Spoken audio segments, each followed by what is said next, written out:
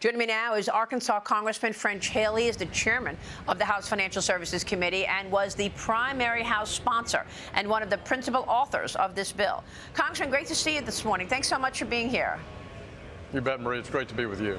So what do you want to say to Mike Lee with that criticism about the government having too much of a reach in housing for consumers? And tell me about this back and forth, because you came up with this, and it was back and forth between the House and Senate. How did you finally come to an agreement?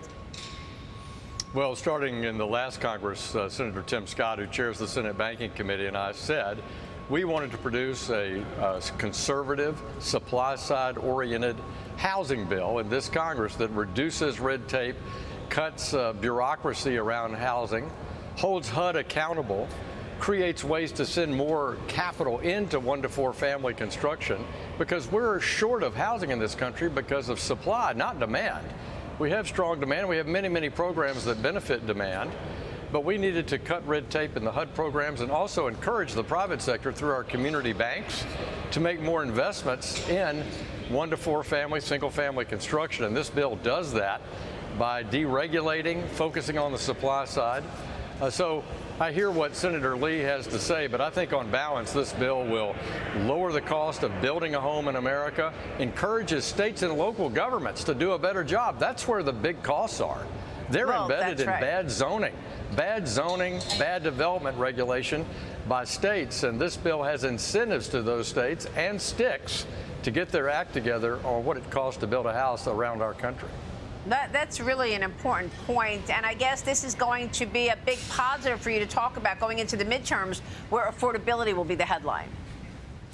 Well, it's important. Look, members on both sides of the aisle, that's why there's strong bipartisan support, support center-right policies that improve the supply side, help our families get into a home in an affordable way, and increase the building supply that's been curtailed both by state and local policy, but also by policies at HUD.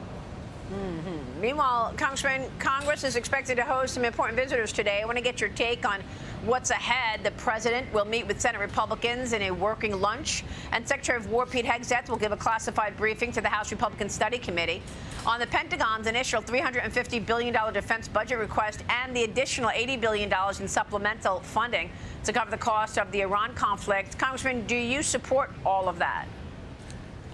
Well, I certainly support trying to work through a third budget reconciliation where we use, again, curtail some of the bad program spending that we have in the federal government, find and identify the fraud, quantify the fraud, and then use those expenses that the GAO has identified across the government to fund things that would, again, encourage supply side. Like, for example, we could maybe index the capital gains on those owning a single-family home that would free up some housing for seniors that want to downsize but don't want to have to pay a big capital gains tax. So I think reconciliation deserves scrutiny. You and I have talked about that before. I've listened to the DOW, Department of War, briefing on the budget. They make a compelling case for making sure we have the supply chain and the munitions and all the resources they need to make sure our department is ready for any conflict, whether it's in Europe or in the Indo-Pacific.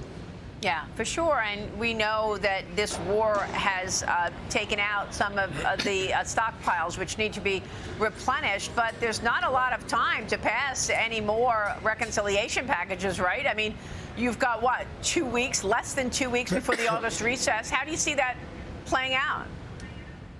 Well, we'll see how it goes the next couple of weeks. We could be ready to go in the House, certainly right after the 4th of July on that topic. As it relates to defense spending, Tom Cole has done an excellent job in getting all the appropriations bills through his committee. In fact, he intends to mark up the defense appropriation bill, I believe, before the end of this week. And that would mean the House Appropriations Committee would have passed all 12 bills through committee. And we have some on the floor this week. So we're trying to advance our job here in the House to get spending completed so that we can negotiate with the Senate on a final spending deal for 2027, including President Trump's request for defense. Which leads me to the other question about the Clarity Act, which, of course, you introduced, Congressman. The House passed it almost a year ago. Do you know what is holding it up in the Senate? Is it still this debate and fight over the stablecoin rewards, which you know Jamie Dimon was complaining about, the Clarity bill, when I spoke with him a couple of weeks ago? It's a major issue, and Senators Tillis and Alsobrooks have really tried to offer, I think, sensible compromise language to try to get the banks and the crypto exchanges on the same page about this. Look, my philosophy has been the same from day one.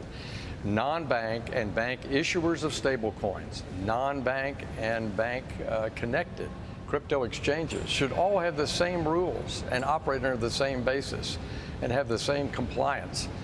And therefore, we need to find a way to get this forward. I think pro-innovation Democrats need to unite with Republicans in the Senate and get this bill across the Senate floor so that we can honor our commitment we made last year that we want the U.S. to have a clear framework for digital assets innovation. The innovation is ongoing, and we want it to be done here in America, and we want American financial services firms leading it.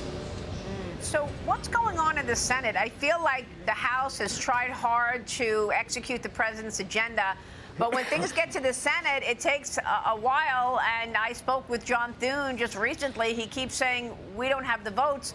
But I think back to when Nancy Pelosi was running the House, and every time anyone said we don't have the votes, she went and she got the votes. Here's my conversation, a clip from the Senator John Thune. Watch this.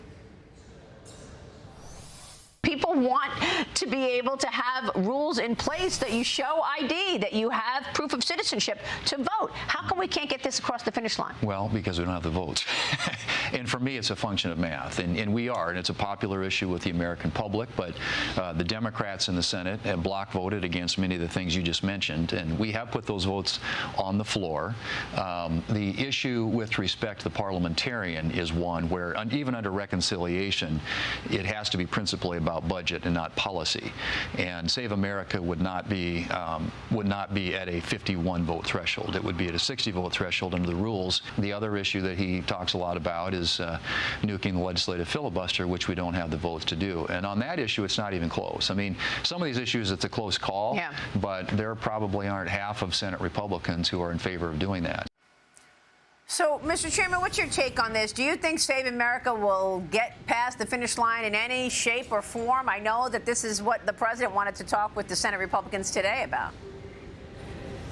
Well, Save America is a good bill. I support voter ID, for example, as a benchmark for across the country. We have that in Arkansas. Democrats, independents, and Republicans all support voter ID, which is at the heart of the Save America Act, in addition to encouraging that only legal citizens vote in federal elections. We passed that in the House, I think, at least 3 times. We're prepared to work with the Senate if there's some modification that could get it through the Senate and it would be approved by the president. We'd certainly be willing to work with them on that. But on the Clarity Act, I think that's the same issue, Maria. We've got to have pro-innovation Democrats work with Republicans and get that vote count. And I think we can do it. We did it in the House. Nancy Pelosi was a leader on passing the Clarity Act here in the House. This is not, should not be a partisan issue. Yeah, absolutely. Congressman, it's great to see you this morning. Thanks so much for your leadership. Thanks. Great to be with you. Good to see you.